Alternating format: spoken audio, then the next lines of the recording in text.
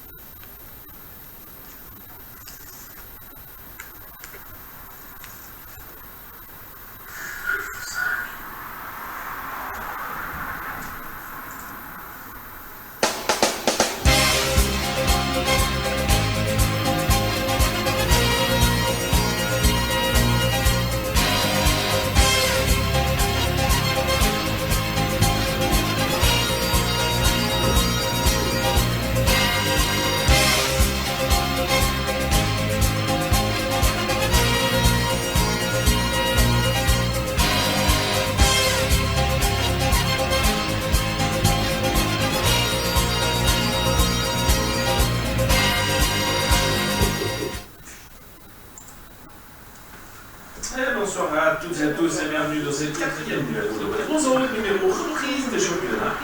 Demi-reprise, on va parler tout soudain. Allez, salutations à vous, ces messieurs, ici en face de moi, Eric, Marco. Salut Flo, bonsoir à tous. Comment allez-vous? Bien. On m'appelle Julien à la cave. Comment va Julien? Très bien, très bien. Et on rappelle qu'il est gentleman inflammable, donc on a bien de côté, pas qu'il prenne feu tout de suite. Alors, au programme ce soir, l'actu basket, bien évidemment. Nous viendrons ensuite sur les deux matchs de SBL, la rubrique d'Eric, l'inspecteur d'Eric, et la présentation de la prochaine journée de championnat. Allez, on passe tout de suite à l'actu. Les différents reports des matchs dus à la Covid. Eric, quelles sont en fait les mesures prises par les clubs au Suisse Basket dans ce cadre? Par exemple, je ne sais pas si vous l'avez remarqué, mais au volleyball, une rencontre entre Luc et les Chinois a eu lieu, alors que 4 joueurs de Luc étaient mis de côté à cause du Covid. Pourquoi le basket, quand on regarde un match entre Lugano et Star Wings, un joueur a été touché et on a reporté ce match. En connais-tu les raisons? Écoute, alors, en l'état de mes connaissances, le joueur des Star Wings a été contrôlé, l'équipe est en quarantaine, a été placée en quarantaine par le médecin cantonal balois. C'est la décision du médecin cantonal balois de placer en quarantaine l'équipe de Star Wings. Après, ce que Suisse Basket à ma connaissance, il n'y a pas de protocole établi par rapport aux contrôles qui doivent être effectués, quand, combien de temps, une rencontre, toutes ces choses-là. Après, je ne connais pas la procédure lorsque un club annonce un joueur, on a un joueur qui s'appelle Marco Chiron qui est positif. Est-ce qu'on peut dire positif? T'es positif? Non, mais je touche mon réservateur. Honnêtement, je ne peux pas dire. Moi, je peux vous dire ce qui est mis en place lors des rencontres. Après, on a vu dans mon cueillette que les gens sont relativement disciplinés quand on pose du masque dans la salle. Relativement, on va dire ça comme ça, restons positifs. Les gens qui sont au bord du terrain jouent le jeu. Tout ce qui doit porter un masque doit porter un jeu. Après, il y a toute une procédure par rapport aux arbitres et aux interactions qu'ils pourraient avoir avec la table de marque, avec ces gens-là. Là, on a reçu la semaine passée une missive de Suisse Basket qui règle toutes ces choses-là. Ouais, donc ça pourrait être une différence, notamment au niveau des services cantonaux. Oui, chaque canton émet par rapport à la mise en quarantaine ou pas de toute une partie d'une équipe. Donc c'est un championnat qui pourrait se dérouler sur 2 ans. Justement, la question c'est est-ce que Suisse Basket ne pourrait pas trouver un consensus avec les cantons justement pour, je sais pas moi, l'idée c'est que toutes les équipes vont donner un effectif avec des joueurs éligibles de jouer en Liga. Est-ce que justement, comme disait Flo, est-ce que du moment que les équipes peuvent prouver qu'elles peuvent aligner 10 joueurs sur la feuille de match le samedi, est-ce qu'on ne ferait pas mieux de leur dire, ben voilà, vous jouez ces matchs. Alors malheureusement, c'est clair que si tu as 2 Américains sur les 4 qui sont positifs, ben, ça c'est le cas du Luc justement. C'est handicapant. En même temps, si tu veux continuer le championnat avec un calendrier qui ressemble quand même un minimum à quelque chose, c'est peut-être ça qu'il faut faire. Donc, moi je suis quand même étonné quand même ce positionnement de Suisse Basket qui se met un peu derrière le médecin cantonal. Non, ils n'ont pas le choix. Est-ce que justement, ton avis, tu peux te positionner à Genève, il va y avoir, à mon avis, il va y avoir des soucis parce qu'à Genève, compte tenu de la progression de la pandémie, du retour de cette deuxième vague à Genève, je sais que sur le plan cantonal, avec beaucoup de matchs qui sont annulés ou reportés, le médecin cantonal, c'est lui qui va décider. Plus de sport ou sport sans public, je sais pas. Les cantons maintenant ont la maîtrise, le droit de faire comme ils l'entendent. Alors sur le canton de Vaud, pour le moment, on joue. Pour le moment, partout. Maintenant, voilà. Quand tu regardes le foot ou comme ça, j'ai quand même l'impression que la Ligue a quand même l'emprise sur ce qui se passe. Et moi, ça m'étonne quand même, pendant qu'on n'a pas de positionnement de Suisse Basket à ce niveau-là. Ils n'ont peut-être pas le choix, ils ont rien à dire. Ouais, peut-être, je sais pas. Mais moi, ça me paraît très logique. Parce que, encore actuellement, c'est au vouloir des équipes, ça veut dire que si tu as un joueur qui. Il n'y a aucune obligation de tester. Voilà. Si tu as un joueur qui. Non, mais ça, c'est pas normal. C'est pas normal. Parce que si tu as un joueur qui présente des symptômes le jeudi à l'entraînement, de toute façon, on va jouer. Tu mets quand même en danger. Tandis que si un test était demandé par la Suisse Basket 48 heures à l'avance, ce qui ferait que le samedi, tous les tests pourraient être envoyés à Suisse Basket pour prouver que tel et tel joueur est négatif, et puis après, tu mets quand même en sécurité le reste des gens. Et là, je trouve que dans la manière actuelle, dans la façon dont la chose est faite, tu mets quand même en danger beaucoup de monde. Vous avez vu comment ça s'est passé en France dernièrement? À Lasvel, justement. Un joueur qui a joué 40 secondes, qui était positif. Mais il y avait 3 joueurs déjà, je crois, 3, il me semble 2 ou 3 joueurs qui étaient positifs. Et après, ils ont décidé malgré tout de faire le match. Et ben ensuite, il paraîtrait justement que ce joueur, je crois qu'il est Norris Cole, si je ne me trompe pas, a reçu lui son test une demi-heure avant le match, mais ils avaient déjà rempli la feuille de match où il était censé être entrant. Après ça, c'est de la bêtise. Après, je trouve ça totalement bizarre, effectivement. On a rempli la feuille de match alors que le gars il est positif et tu as encore joué 40 secondes. C'est ridicule, totalement. Dans quelque chose de carré, on ne veut rien changer. Enfin, ça, c'est... Maintenant, ils ont quand même décidé, il y avait 3 joueurs possibles dans l'équipe, mais ils ont quand même dû jouer le match. Oui, ça c'est... Autant reporter le match comme ça a été fait pour le match de Star Wings à Lugano. Moi je préfère par rapport à ça de le reporter s'il y a suspicion d'eux. Après c'est vrai que il y a, à ma connaissance, les équipes ne sont pas obligées de tester les joueurs. C'est bien là le problème. Moi je pense que la meilleure façon de faire, c'est demander un test obligatoire à tous les joueurs 48 heures avant le match. Les résultats sont donnés à Suisse Basket.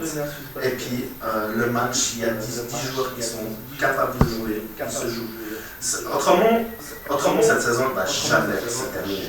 Ça c'est clair et net. J'ai pas de boule de cristal, pas non plus. Joker. Bon, je regarde un petit peu comment était fait le calendrier cette année. Parce que les années précédentes, le calendrier se terminait plus ou moins début mars pour le tour préliminaire. Et cette saison, à première vue, je crois que le dernier match, si je ne me trompe pas, est le 13 février. Donc, théoriquement, il termine 3 semaines plus tôt que ces dernières saisons. On jouera à la Saint-Valentin le 14. Alors, on verra comment ils s'arrangeront. Mais disons, il y a quand même un petit délai, une petite marge pour repasser des matchs éventuellement. Après, on ne sait jamais comment les choses vont évoluer d'ici là. Après, tu vois déjà Montaigne qui ont déjà 2 matchs de retard, ça peut vite s'accumuler. Hein. Après, notre problème ici, c'est que vu que c'est un championnat qui est semi-pro, voire amateur, bah, les joueurs ne peuvent pas forcément se déplacer en milieu de semaine, comme ça pourrait être le cas en Italie, en France, ou en Allemagne, ou ailleurs. Alors apparemment on a des petits soucis micro, d'après ce qu'on me signale, ce qui est étonnant, je ne comprends pas tout. J'essaie de corriger au fur et à mesure, c'est pas évident. On va couper peut-être Julien un moment. Le micro. Ouais, non, pas ton micro. En fait, bon, je vous ensuite sur les transferts récents qu'il y a eu cette semaine. Allez, on parle de Jonathan Duba. Jonathan Duba qui a signé en 2e division allemande. On vous avait dit la semaine passée qu'il était quand même en attente de quelque chose à l'étranger. Heureusement pour lui, c'est cool, ça s'est fait. Même ça se fait même bien parce que c'est plus haut qu'un niveau Liga masculine, hein, la Bundesliga B, en tout cas ça se vaut. Donc pour lui c'est cool quoi, parce que arriver à son âge quand même, avoir quelque chose d'intéressant à l'étranger, moi je trouve bien pour Jonathan, puis tant mieux pour lui qu'il a su rebondir. Il a pu rebondir suite à son plan A qui était de jouer à Venise cette année. Ensuite, on va passer aux blessures de Youri Solka et d'Alexis Herman. D'accord. Julien? Non, juste pour la revenir, juste par rapport à Jonathan Duba, parce que j'ai regardé un petit peu vite fait. J'ai vu qu'en fait il avait effectivement signé en 2e division allemande dans un club qui a longtemps fait de la 1re division. Juste pour l'histoire, c'est un club qui a vu passer à l'époque Nikola Davcevic, Joe Welton, que les gens doivent connaître, enfin les gens qui ont un peu plus de... Joe Welton joueur ou Joe Welton Joe Welton, entraîneur avant son retour en Suisse. D'accord. Et un autre joueur que des personnes doivent connaître, qui s'appelle Henrik Rödel, qui était entraîneur pendant 5 ans et d'ailleurs qui était aussi entraîneur ou assistant de l'équipe nationale allemande, il me semble, pendant un moment. Alors voilà ce que j'avais à dire sur Jonathan Duba. On passe aux blessures. Youri Solka, d'Alexis Herman. Alors deux joueurs qui ne sont pas censés être non plus les premiers couteaux de leur équipe, le meneur remplaçant de Fribourg et le meneur remplaçant de Boncourt. Je ne suis pas sûr que ça va impacter l'effectif. Voilà, ce n'est pas non plus des grosses blessures. Hein. Pour Fribourg, un petit peu plus, je pense. À Fribourg, ça se cumule avec Mbala sur une durée de quelques mois. Après, Fribourg, ils ont quand même un nombre de joueurs dans l'effectif qui peut permettre que sur, je ne sais pas combien de temps il a annoncé ce cas, mais je ne suis pas sûr que ça soit des blessures qui impactent vraiment le championnat de Ligue 1. Bon, résultat, on va parler Swiss Basketball League Women. On va parler des résultats. Si vous avez quelque chose à dire sur ces matchs, ces messieurs, c'est le moment. Bon, le Winterthur qui s'est fait les dons sur Lyon, je pense qu'elles ont un peu répondu un peu à leur non-match de la Supercoupe qu'elles avaient faite. Elles leur mettent quand même 34 points. Puis qui perd à domicile contre Trois-Torrents, puis qui est coaché par l'ancien coach du Riviera Basket, Patrick Magazaga, qui est revenu dans le basket féminin après cette saison qu'il avait fait à Lyon féminin, puis qui était revenu dans le troisième, qui avait eu un début de match compliqué, qui est revenu dans le troisième quart. Elles ont même passé devant, mais voilà, pour l'instant, elles ont quand même un effectif qui est assez limité, et puis elles n'ont pas tenu la longueur comparée à l'effectif de Trois-Torrents. Et Fribourg qui s'est imposé à domicile contre Ara. Bon, il n'y a pas de nouveau pas eu de match. Je pense qu'il n'y aura pas beaucoup de matchs cette année pour Fribourg, vu que je pense que l'effectif est quand même au-dessus de la moyenne du championnat. Julien? Pareil. On a donné. Pareil. Bon, on passe tout de suite à la deuxième division helvétique. Villars qui s'impose à domicile contre Fribourg dans le derby fribourgeois, on va dire ça comme ça. Bon, Villars, ça fait depuis des années qu'ils sont en Ligue B, qui sont une valeur sûre de la Ligue B. Ça fait en tout cas bien 5-6 ans qu'ils jouent le haut du tableau, qui ont toujours un joueur étranger. Là, ils ont Larry Slaughter qui est là depuis maintenant 3 ans, je crois. 2 ans et demi, 3 ans, ouais. Qui fait de nouveau samedi un match plus que solide. C'est vrai que Villars, c'est quand même une valeur sûre, c'est une valeur sûre du championnat qui n'ont jamais un effectif où ils font tout et n'importe quoi. Donc ça veut dire qu'ils restent dans leur ligne de conduite, qu'ils restent avec des joueurs du club. Il y a même un joueur, Charlie Pemele, le frère de Patrick, qui les a rejoints cette année dans mon effectif. Mais c'est vrai que Villars, si on parle de cohérence ces dernières années en Ligue B, c'est pas mal. Ça ne se flamme jamais, ça fait jamais des gros effectifs, mais ça a quand même fait des finales Ligue B, ça a quand même gagné un titre, je veux dire, c'est plus que cohérent. Zurich qui a gagné contre Puy, ça c'est quand même une surprise parce que Puy on les voyait quand même potentiellement pas mal dans ce championnat. Zurich qui est un ancien des Riviera Lakers, c'est Cédric Monga qui joue maintenant à Zurich en Ligue B. À Puy, il y a quand même quelques joueurs comme Jason Hatch et Rodriguez qui sont restés de l'année passée de l'effectif Liga.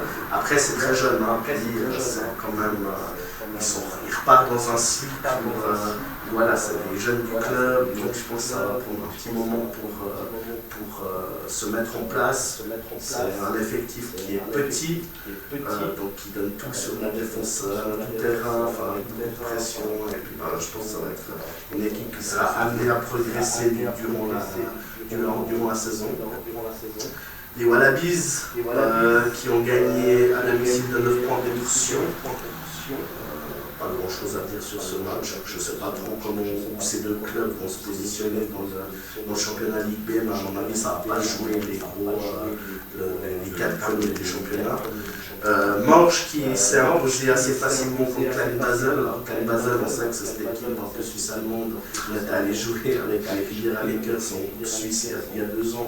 C'est toujours un peu ce même effectif, des Gabalois qui sont là avec un gros physique. Mais Morges cette année, ils ont vraiment fait une armada pour essayer d'aller gagner le titre Ligue B avec des arrivées de pas mal de joueurs qui ont évolué en Liga. Non seulement ils ont évolué en Liga, mais ils ont des placements intéressants dans les effectifs Liga. On pense à un jeune Wolfsberg, un Landenberg, voilà, c'est quand même un Montero aussi qui était presque à 14 points de moyenne à Boncourt la saison passée.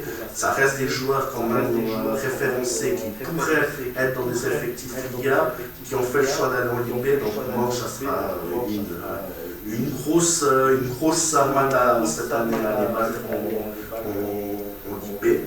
Et le dernier match, c'était Union Lavaux contre Suisse Centrale. Alors, Suisse Centrale, ils ont gardé 2 étrangers. Ils ont Artin Dana qui était là l'année passée. Ils ont un petit meneur américain. Et ils ont gardé un joueur comme Michael Plus. Michael Plus, qui était quand même une valeur sûre aussi du championnat Liga. Union Lavaux n'a pas réussi sur le match à tenir la distance contre Suisse Basket, contre Suisse Centrale, excuse-moi. Ils ont été handicapés aussi très vite par des fautes de Hacho. Je crois qu'il a joué 12 minutes, il a fait 5 fautes en 12 minutes, donc c'était compliqué de tenir la distance là-dessus.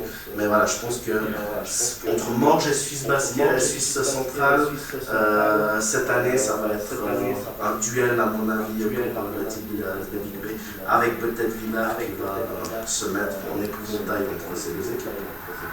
On a un petit peu fait le tour d'actu suisse. On va passer au match du week-end. On commence par le BCB Boncourt face à l'Union Neuchâtel. Ça te fait rêver? C'est un joli match. J'espère bien. Ça a été deux jolis matchs. Deux jolis matchs. Alors peut-être pas forcément toujours au niveau basket, mais au moins au niveau du suspense, on a vu quelque chose. Donc Julien va parler des stats. Alors, au niveau des stats, pas de souci. Vas-y seulement, Julien. Donc voilà, on commence par Boncourt-Neuchâtel, donc match qui s'est terminé sur le score de 78 pour Boncourt contre 80 pour Neuchâtel. Match qui était, au niveau des statistiques, c'était très proche l'une de l'autre, si on regarde un petit peu ce qui était relevé, mais on regarde même le reste, c'est toujours à 1 ou 2% ou 1 ou 2 près. Après, le match en lui-même, Neuchâtel a quand même dominé, il faut avouer. Alors après, individuellement, ce qu'on peut ressortir, c'est Cooper, qui termine avec 24 points, 6 rebonds, 6 assists. Eric Fanguet, qui malgré ses, je crois, 32-33 minutes, passe un peu à côté, comme cela arrive assez régulièrement, avec un 0,7 au tir. Et à Neuchâtel, on peut ressortir Taylor, qui termine avec 24 points, 3 rebonds, 5 assists, qui a fait un gros match, et qui, sur des situations individuelles, a pris un peu systématiquement le dessus sur ses vis-à-vis du moment où il devait. Un match très solide de Humphrey, 16 points, 9 rebonds, 4 assists. Deux joueurs qui passent un petit peu à côté, Colomb avec 1 sur 8 au tir et Fofana avec 1 sur 9 au tir. Est-ce qu'on peut relever à Neuchâtel? Actuellement, je pense que c'est la seule équipe aujourd'hui qui pourrait arriver à maintenir un certain rythme à ça.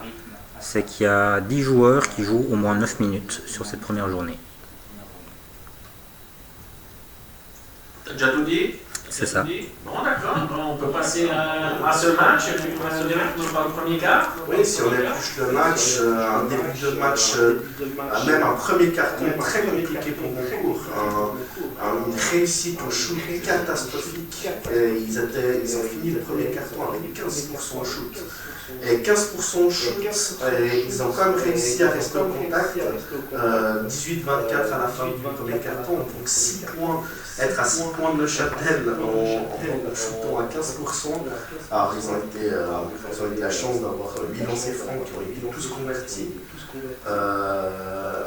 Calasan qui maintient à flot l'équipe parce qu'il y a eu au premier carton que Calasan au niveau de Boncourt, le reste, les 4 autres étaient complètement dedans.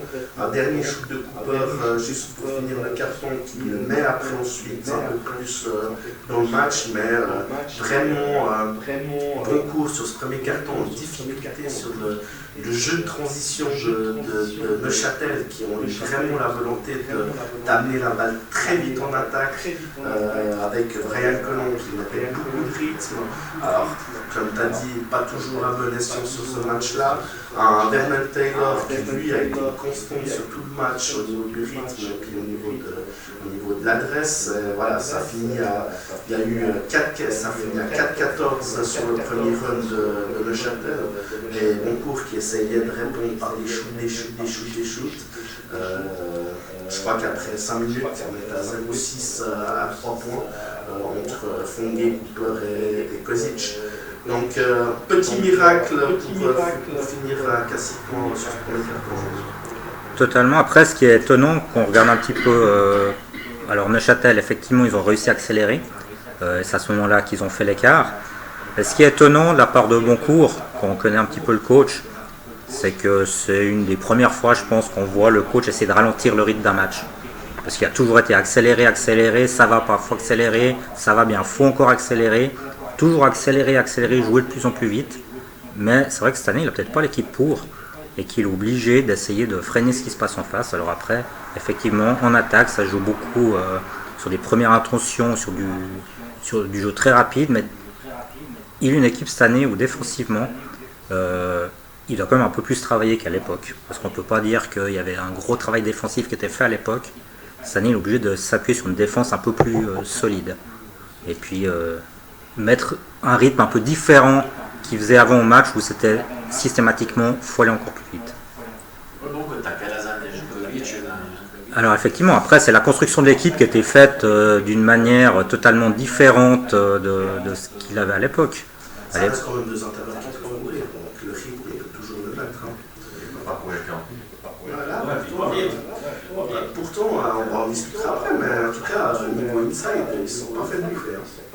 Non, alors disons où il y a un secteur où Boncourt peut tenir la route, c'est à l'intérieur. Là, ça, on va partir sur ce deuxième carton, où Boncourt rentre bien dans le quart. Calassane et Cooper qui tiennent la baraque. Kylian Martin du côté de Neuchâtel, qui est magnifique sur ce début du match. Il finit le match à 100%. Voilà, un Boncourt qui peine, tu vois que Boncourt quand même sur toute la totalité du deuxième carton, on voit qu'il commence fort les 3-4 minutes justement, qu'il n'y a même plus d'assises défensives. C'est vrai que moi j'ai été surpris de la part de Boncourt de dire ils sont quand même plus durs en défense que ce qu'on a pu voir des équipes de Vladimir Pešić. Mais c'est vrai qu'il y a quand même un manque de rotation qui se fait ressentir quand tu as une armada comme Neuchâtel qui malgré les changements, continue à essayer de mettre du rythme, c'est intense, c'est physique. On voyait que au fur et à mesure des minutes, Boncourt commençait un peu à tirer la langue. Et puis, ils ont toujours de la peine sur ce match-là, que ce soit le premier, deuxième, troisième, quatrième carton, à finir leur carton. Parce qu'on voit qu'ils mettent beaucoup d'énergie au départ, et puis ça cale au bout d'un moment. Sur ce carton, Taylor fait de plus en plus de différences individuelles. On se posait des questions sur l'effectif de Boncourt, justement sur cette capacité à arrêter des postes 2-3 qui sont très athlétiques, très rapides. Sur ce match-là, ça s'est ressenti malgré tous les efforts de Kozic et Fonguet, que ça soit offensivement ou défensivement, ils ont été dans le dur sur les postes 2-3 et surtout en face de Taylor. Ce qui fait qu'on arrive sur une montant où on est quand même de nouveau, comme un peu au premier carton, Boncourt limite la casse, en étant à 35-44, en étant assez mal au point, je trouve. En essayant de donner la balle quelquefois à Jankovic qui essaye de faire des différences. Ils ont réussi à avoir quelques points faciles. Neuchâtel, ça shoot à 55% à 2 points et 46% à 3 points. Mais le gros point noir de Boncourt, tu l'as dit avant, c'est sur cette première mi-temps, c'est Fonguet Kozic qui a à eux marqué que 2 points. Et comme on avait dit à la présentation de Boncourt, si Boncourt veut exister cette année, ils ont besoin d'un Fonguet et Kozic qui soient les deux performants. Et là, déjà il y en a un qui est là, ça va être compliqué, mais si en plus les deux sont absents, ça va être complètement impossible pour Boncourt. Voilà. Mais voilà, de nouveau, ce qui sauve Boncourt sur ce premier mi-temps, c'est 16 lancers francs marqués sur 19. Donc les lancers francs sont pas importants. Quand tu es en difficulté comme ça en attaque, les points faciles, les points gratuits, si tu sais les mettre, ça a au moins l'avantage de te maintenir dans le match. Et c'est clairement ce que Boncourt a fait. Je trouve que Boncourt a fait le dos rond sur cette première mi-temps. Et c'est là où on s'est dit, ils arrivent à être à 9 points en jouant très mal, en ayant un taux de réussite très faible. Et c'est là où on s'est dit, peut-être que Boncourt, sur une inflammade sur le troisième carton, ils peuvent éventuellement revenir. Parce que ton penses, Julien? Non, je suis totalement d'accord avec toi. Après, se faisant dominer, ils arrivent finalement pas très loin sur des petites séquences. À chaque fois, des petites séquences qui font qu'il y a un peu de retard. Puis sur une séquence, il y a 4 ou 6 points qui viennent, puis ils recollent un peu, même s'ils se font un petit peu décrocher juste avant la mi-temps. Où justement on pouvait se dire, bon, là c'est peut-être le moment où ils vont totalement caler. Sur le troisième carton, on commence directement la mi-temps sur un 3 points de Kozic, et là on se dit, si Kozic commence à trouver un petit peu l'adresse et puis que Fonguet prenne aussi un peu l'aspiration de Kozic, ça peut éventuellement faire tourner le match. Il y a un fait de match avec qui se passe sous le troisième carton, début du troisième carton, avec Brian Colomb, on reviendra après avec Eric. Mais voilà, où ça donne 2 lancers francs à Boncourt. Et derrière cela, il y a un 3 points de Cooper. Et là, directement, ça remet directement Boncourt dans le match sur 2 faits de jeu. Et là, c'est là où on a senti le collectif de Neuchâtel un petit peu balbutiant. Alors, Fofana compliqué derrière Colomb. Même si Colomb était très maladroit sur ce match, mettait quand même du rythme, mettait quand même de la percussion, chose que Fofana a eu un peu plus de peine à faire. Et là, on a senti vraiment une Taylor dépendance sur ce troisième carton. Alors, il le fait très bien, hein, c'est un sacré joueur. Hein, ce gars-là, à mon avis, cette année, je vois que c'est pas le MVP du basket de la semaine. Quand tu vois le match de Taylor, quand même, tu te poses des questions parce que lui, il a été constant tout le match.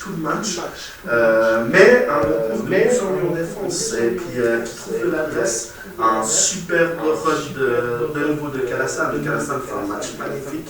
Il tient vraiment son équipe à bout de bras. Et là, tu as vraiment une force collective qui ressort. Et là, à 2 minutes 28 de la fin du troisième carton, il change Calasan après un 3 points.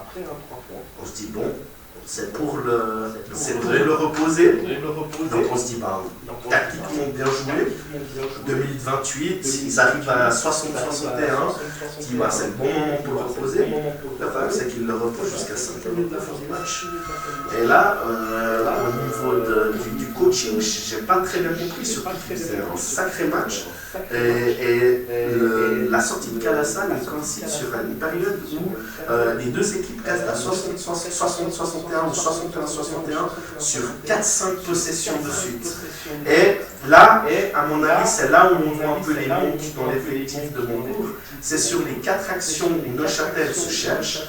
Boncourt essaye d'envoyer à 3 points, d'envoyer à 3 points, tout sort. Et puis après, deux contre-attaques de Neuchâtel, et puis Neuchâtel finit en plus 4. Et ça, je trouve un peu dommage parce que c'est sur ces moments-là où peut-être qu'il fallait trouver peut-être des paniers faciles pour mettre un coup d'épaule. Et Boncourt n'a pas été capable à ce moment-là du match d'arriver à passer devant. Et chaque fois qu'il y avait égalité, il se retrouvait, et ça a été une constante dans le match, jusqu'à 30 secondes de la fin où ils ont réussi à passer devant, on en discutera après. Mais chaque fois qu'il fallait passer devant, il manquait d'adresse. Donc j'ai trouvé dommage que sur ces moments-là du match, ils n'ont pas essayé de servir un peu plus Sefcovic, aller chercher peut-être prendre le Kirifo, peut-être aller promener dans ses fronts rapides. Mais comme on a dit, qui c'est qui est capable dans cet effectif, à part de peur, d'aller chercher quelque chose dans la raquette et puis aller prendre des fautes. Alors oui, moi ce que je remarque, c'est que c'est vrai que la sortie de Colomb, qu'est-ce qui se serait passé si Colomb était resté? C'est vrai que c'était un jeu quand même au final qui était assez carré, assez serré. Et Colomb a quand même une capacité de création que n'a pas Fofana. Et qu'au final, Neuchâtel s'est beaucoup appuyé sur l'individu de Taylor.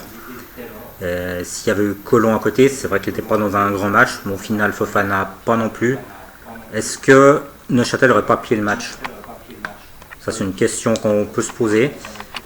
Et par rapport à ton point de vue sur ce qui s'est passé à Boncourt, je suis assez d'accord aussi. Et la question que je me pose justement, c'est qu'un joueur justement comme... ce que je remarque en fait, c'est qu'un joueur comme Cooper, plus le match avançait, plus il avait l'équipe sur ses épaules. Plus il avait l'équipe sur ses épaules et puis c'est lui qui essayait de tout gérer. Ouais. Après c'est son rôle, Cooper, d'avoir... Quand tu vois l'effectif, c'est quand même lui qui doit avoir... Alors je t'ai trouvé très sur le shoot, Cooper. Totalement.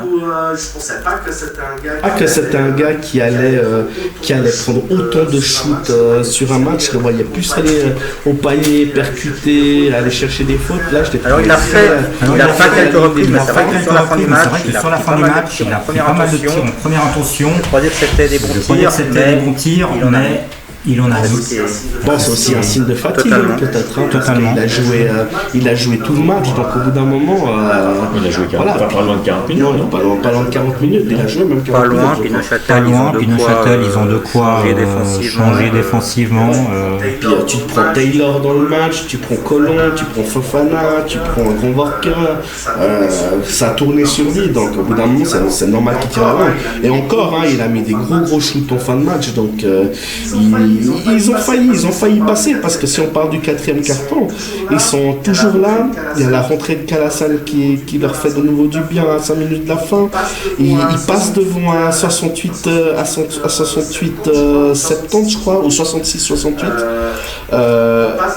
Ils passent devant fin de match, 78-76 devant avec justement un gros shoot de Cooper.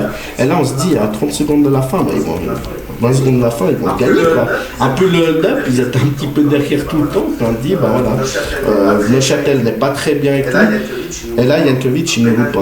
Un penalty dessous, là, malheureusement, Minaj, il a un peu cette tendance à des fois louper des shoots faciles. Et puis après, ça donne la dernière possession à Taylor qui va provoquer une faute. Et puis il met ses 2 lancers francs. Une remise en jeu à Neuchâtel, il reste 4 secondes, je crois, où ils ont juste le temps de faire une remise en jeu de l'autre côté parce que Vladimir a pris un temps mort quand la remise en jeu s'est faite de l'autre côté. Je suis pas sûr que la place a été jouée comme elle avait été montrée au temps mort. Ça tombe sur les mains de Flangué qu'on n'a pas mis en du match. Il essaye de prendre un shoot casse-croûte, ça touche pas le cercle, puis le match est fini. Neuchâtel qui passe pas loin de la correctionnelle sur ce premier match. Je sais pas ce que vous en pensez. Ça c'est sûr. Alors, par rapport à l'effectif et ce qu'ils ont montré en match préparation, ils sont pas passés loin. Mais on a aussi dit qu'aller gagner à Boncourt, c'est jamais facile. C'est jamais facile. Mais là, en l'occurrence, effectivement, ils ont bénéficié du fait que Kozic et Flangué n'ont pas bien performé pendant toute la partie. Ouais, puis je trouve compliqué de juger. Alors Julien, j'aimerais bien t'entendre sur ça, mais c'est compliqué de juger la partie de Neuchâtel. Comment tu juges la partie de Neuchâtel? Alors justement, c'est une question que je me pose un petit peu. Ce que je remarque à Neuchâtel, c'est, comme j'ai dit, il tourne à 9. À 10. Un Flangué à Boncourt, il a joué 33 minutes. Mettons aucun tir, en étant un petit peu à côté. Tandis que Neuchâtel, si on regarde un petit peu les temps de jeu, on se retrouve avec un Anabir à 13 minutes, un Kiné à 9 minutes, un Colon à 14 minutes. Donc ils ont un effectif tellement large au bout du compte que même s'il y a des joueurs qui passent un peu à côté ou qui sont moins bien ou quoi que ce soit, ils arrivent à les remplacer, puis avoir d'autres joueurs. Ce que Boncourt et puis une bonne partie des équipes en Suisse ne peut pas faire. C'est clair que si on regarde entre les deux équipes, le score est très proche, au niveau des stats c'est très proche. Après, il faut quand même dire que si on regarde concrètement, Neuchâtel a quand même dominé le match. C'est vrai, ils étaient tout le temps devant. C'est pas au final, quand tu suis un peu les stats, tu pourrais te dire Neuchâtel a géré un match, puis ils ont essayé de faire différence à la fin. C'est un peu pile ou face au bout du compte, parce que Boncourt est arrivé, un peu à l'euphorie, ça aurait pu passer. Je suis pas sûr sur les 3-4 minutes ils ont maîtrisé non, alors à la fin c'est un peu pile ou face, effectivement. Par contre, tu as parlé des 14 minutes de Colomb, peut-être qu'on peut en discuter. Justement sur ce qui s'est passé. T'as envie de passer à la scène? Ouais, la fameuse. Ça fait une belle transition parce qu'il parlait des 14 minutes de Colomb. T'as la vidéo? Ah ouais? Ah, ok. Alors je la lance. C'est vendu. On est dans le 3e quart-temps, au début du 3e quart-temps, à la 3e minute, sauf erreur. Ouais. Colomb monte le ballon, il va essayer de percuter ligne de fond côté du banc de Boncourt, et puis il y a un contact, il finit par terre, et puis je pense qu'il dit à son fait à un des arbitres. Un autre arbitre le sanctionne d'une faute technique, à juste titre pour moi, par rapport à ce qu'il a semblé faire. Le geste avec les bras aussi est assez expressif, explicite. Ensuite, un changement est demandé par le coach de Neuchâtel. Le changement est accordé, et puis M. Colomb ne trouve rien de plus intelligent en sortant du terrain et en passant devant l'arbitre qui se trouvait face à la table de marque, de lui dire son total accord sur la faute technique qui vient d'être sifflée, et puis se voit sanctionné d'une autre faute technique. Alors il faut savoir au niveau du règlement qu'un joueur qui est sanctionné de 2 fautes techniques doit quitter le terrain, mais en l'occurrence, comme le changement avait été validé, il est plus joueur, il est remplaçant. Ça, c'est très important. Donc il appartient au banc, donc c'est une faute technique qui va au banc. Ce qui donne un deuxième lancer franc. Un premier lancer franc pour la faute technique quand il était joueur, un deuxième lancer franc pour la faute technique lorsqu'il est au banc, appartenant au banc, et puis le ballon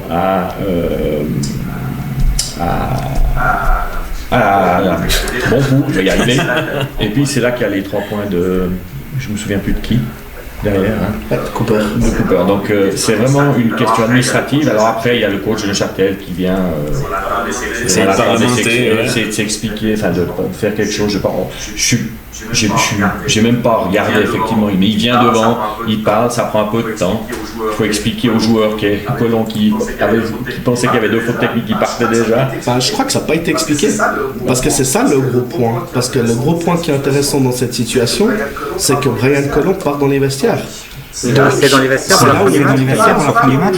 Il part dans les vestiaires. Il ne rejoue pas du match. Mais il est revenu. Il est revenu sur le banc. T'es sûr? Moi alors je comprends pas pourquoi alors jouer. Moi ce que je vois c'est que la deuxième faute technique doit aller au banc. Oui, parce que le ballon pas sûr que Brian Colomb revient sur le banc. Donc moi la grosse question que je me pose c'est est-ce que ça a été assez clair? Ça a été assez clair que la deuxième faute technique a été donnée au bon, parce que c'est quand même abusé que Brian Colomb ne revienne pas. Je pense pas que le coach Goethals l'a sanctionné à ce niveau-là. Donc à mon avis il y a eu une ombrelio sur à qui a été donnée la deuxième faute technique. Alors moi encore une fois j'ai vu la vidéo, je n'étais pas dans la salle, j'ai vu la vidéo, j'ai interprété ce qui s'est passé de cette manière-là. Maintenant il n'y a que les intéressés qui pourraient dire autre chose. Moi, ce que j'ai vu, c'est ça. J'ai interprété la vidéo de cette manière-là. Après, est-ce que c'est juste ou faux? Je ne sais pas ce qui a été décidé en finalité par les arbitres. Ce qui est étonnant, c'est que Goethals a discuté. On voit qu'il se retourne vers le commissaire, donc il discute. Donc j'ose espérer que la chose lui a été expliquée. Je pense. Ouais. Comme quoi, mais c'est quand même surprenant de voir Brian Colomb partir dans les vestiaires et pas le rejouer. Donc, est-ce que le travail a été fait comme il se doit de la part du commissaire en donnant les bonnes infos à l'entraîneur? Ça, de nouveau, on n'a pas les oreillettes. Donc, je pense que oui. On ne sait pas. Mais c'est quand même, ça serait intéressant de connaître un peu l'avis des Neuchâtelois sur ce point, parce que de l'extérieur, on n'a pas très très bien compris ce qui se passait. Tu peux téléphoner à Brian. On va demander à Brian, on va lui écrire un email. Un mot d'excuse. Est-ce qu'on a tout dit sur cette première rencontre entre Boncourt et Union Neuchâtel, ces messieurs? Depuis la cave, Julien? Oui, très bien. On peut dire juste dommage. Ils n'étaient pas. Non. Ça a été 2 points bonus pour Boncourt de gagner Neuchâtel, parce que Neuchâtel, on le présente comme un épouvantail du championnat. Et comme on a dit, si on voit le match, c'est de loin pas immérité pour Neuchâtel, c'est de loin pas un vol. Ça a été un braquage, peut-être même du côté de Boncourt s'il avait été gagné. Mais quand tu arrives quand même tout proche d'un exploit, tu l'as un petit peu plus amer que si le match avait été réglé de 30-35 points. Bon, le gros match qu'il y a eu ce week-end, c'est Fribourg Olympique, Spinelli-Massagno. Je crois que vous avez pris beaucoup de temps à le regarder. On a beaucoup de choses. Enfin, vous avez beaucoup de choses à en dire. On va commencer par les stats de ce match. Volontiers, Julien, depuis la cave. Victoire un petit peu étonnante pour tout le monde de Massagno, vu que Fribourg était quand même favori de ce match. Le score final était de 90 à 92 en faveur de Massagno. Après prolongation, effectivement. Ce qu'on peut relever, c'est la différence assez énorme au niveau des rebonds. Contre un Fribourg qui est une équipe agressive, et puis un Massagno, on a relevé un petit peu dernièrement qu'ils avaient des fois des tendances un petit peu à se reposer. Et ce jour-là, surtout avec 27 rebonds de Fribourg, 43 de Massagno, dont 18 rebonds offensifs, ce qui est absolument énorme. Fribourg a un petit peu compensé parce que défensivement on sait comme ils sont. Alors ils ont un petit peu compensé en ayant récupéré beaucoup de ballons, et puis en perdant peu de ballons par rapport à Massagno. 12 ballons récupérés contre 6 et 8 ballons perdus contre 19. Et puis individuellement pour sortir Arnaud Couture à Fribourg qui a fait un très bon match. C'est 17 points, 6 rebonds, 5 assists. Ce qu'on peut voir aussi, c'est qu'Arnaud Couture a une tendance à beaucoup plus s'écarter qu'à l'époque. Si on remonte ce match et puis celui qu'ils ont joué la semaine passée contre Genève. Jackson qui a fait un très bon match avec ses 20 points, 7 assists. Et Barnett qui termine avec 17 points, 3 rebonds, 6 assists. Au niveau de Massagno, ce qu'on peut voir, c'est que sur les 73 shoots qu'ils ont pris, il y en a 37 qui étaient à 3 points. Plus de la moitié des shoots pris étaient du 3 points et leurs deux joueurs, leur fer de lance offensif, qui étaient Mladjan et Molteni, ont pris 24 de leurs 34 tirs étaient des tirs à 3 points. Et derrière, on peut ressortir un Martino, qui est un joueur qui a tourné ses dernières saisons 14-15 minutes et 3 points de moyenne sur les 3 dernières saisons. Ça fait 6 ou 7 ans qu'il est là-bas. Il commence la saison cette fois avec un 22 minutes, 15 points à 100%. L'intérieur dont on va certainement beaucoup parler durant un petit moment qui est Choukou, qui termine avec 44 minutes. Ce style de joueur en général très grand, un temps de jeu un peu limité dans le basket moderne. Il joue 44 des 45 minutes, c'est le joueur qui joue le plus du match. 8 points, 14 rebonds, 4 assists et 5 contre. Et Eric Nottage, qui est très bon arrière, très polyvalent, qui termine avec 18 points, 9 rebonds et 9 assists. Bon, on va pas pouvoir se regarder des images parce que c'était un petit peu compliqué de le télécharger ce match, donc vous allez vous contenter de nos tronches. C'est pas compliqué, c'était impossible. Ouais, c'était plus qu'impossible même. Bon, on vous laisse débriefer là-dessus, ces messieurs. Ouais, alors premier carton. Moche, vraiment marré. Non, moche. Faut dire que là, pour ça, moche, c'est moche. C'était pas joli, c'était très maladroit, mais au moins c'était équilibré. Ça veut dire que c'était des deux côtés, c'était beaucoup de balles perdues, beaucoup de shoots extérieurs, beaucoup de maladresse. Premier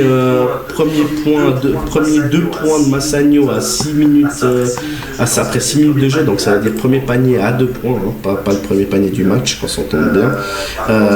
Par contre, directement on a vu une domination à l'intérieur qui a été une constante dans le match de Pascal Choubou.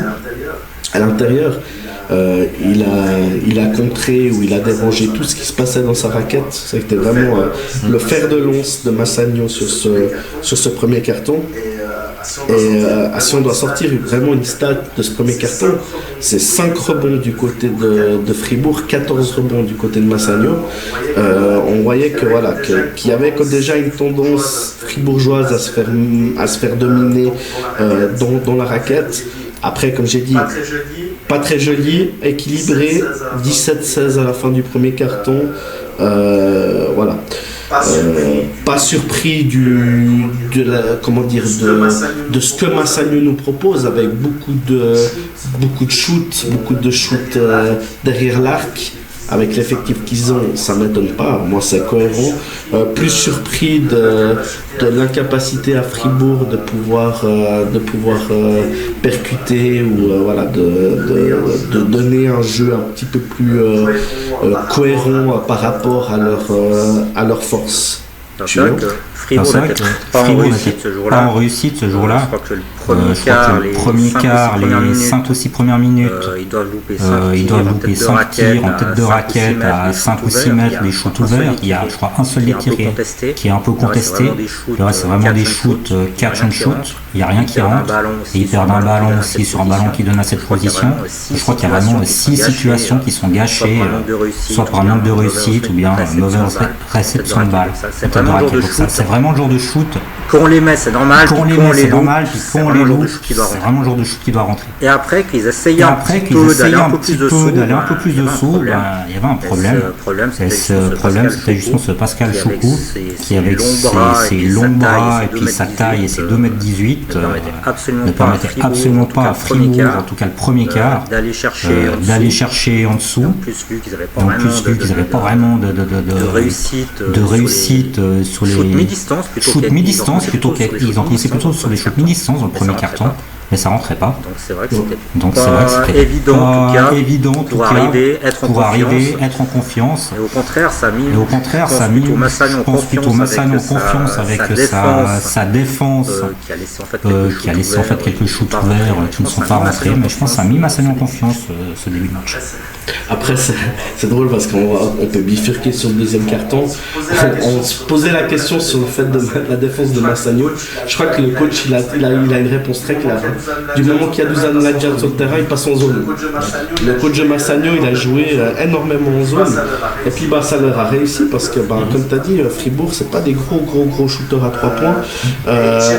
Et j'ai l'impression que les 3 matchs qu'on a vus de Fribourg depuis le début du championnat, ils se ressemblent sur une chose, c'est qu'on a l'impression que les joueurs, ils ont chacun 3 minutes où tout d'un coup on voit beaucoup Barnett, où tout d'un coup on voit beaucoup Couture, où tout d'un coup on voit beaucoup Marcus Jackson, mais ils ont rarement une force collective sur le match. C'est souvent des joueurs qui prennent à un moment donné plus de responsabilités ou qui mettent qui prennent l'équipe sur leurs épaules. Sur le deuxième carton, il y a un énorme run de Barnett et de Couture qui font vraiment du dégât. Mladjan fait du Mladjan. Je crois que sur le deuxième carton, à 12 ans, il est à 13 points. 0 rebond, 0 assist. Donc quand je te dis que c'est du Dusan dans le texte, c'est du Dusan dans le texte, quoi. Par contre, il te met 2-3 shoots qui permettent de rester dans le match. Ce qui est intéressant, c'est on a un peu parlé avant dans les chiffres, mais sur la première mi-temps, Massagnon c'est 17 shoots à 2 points et 16 shoots à 3 points. Donc tu te dis, ok, les gars ils vont pas souvent dans la raquette. Des fois ils vont dans la raquette, c'est parce qu'ils ont réussi à trouver leur grand de 2,17 m sur une claquette dunk. Mais comparé à Fribourg qui shoot 21 fois à 2 points et 11 fois à 3 points, là on voit que c'est quand même plus équilibré.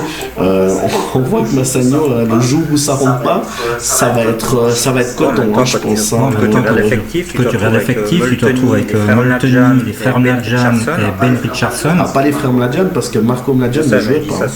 Je dis ça sur la base, comment l'équipe a été montée.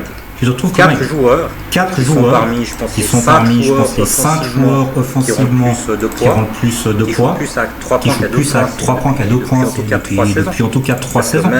Parce que même un joueur comme Molteni, depuis 3 saisons, il joue plus, même depuis 5 saisons, il me semble que j'ai bien regardé, il joue plus à 3 points qu'à 2 points.